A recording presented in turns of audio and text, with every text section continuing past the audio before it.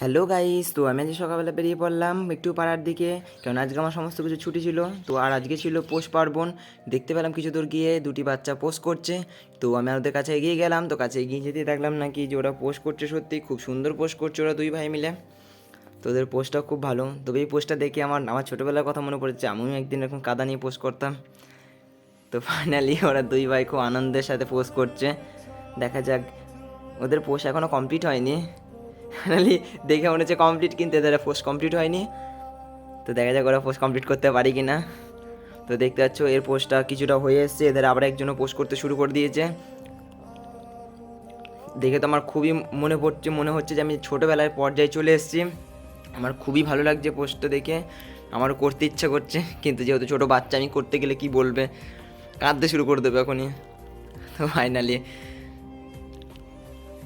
তো এরপর আমি চলে গেলাম ওদের সামনে পোস্ট করতে। দেখুন আমি পোস্ট করতে যাচ্ছি, কিন্তু ওরা আমাকে করতেই দেবে না। আমাকে ওরা হাতই দিতে দিচ্ছে না পোস্টের মধ্যে, বলছে না করা হবে না তোর। তো এরপরে আমি বাড়ি চলে এলাম ফাইনালি। তো চলো টাটা, গুড বাই। আমি বাড়ি চলে এলাম, তোমরা সবাই বাড়ি চলে যাও।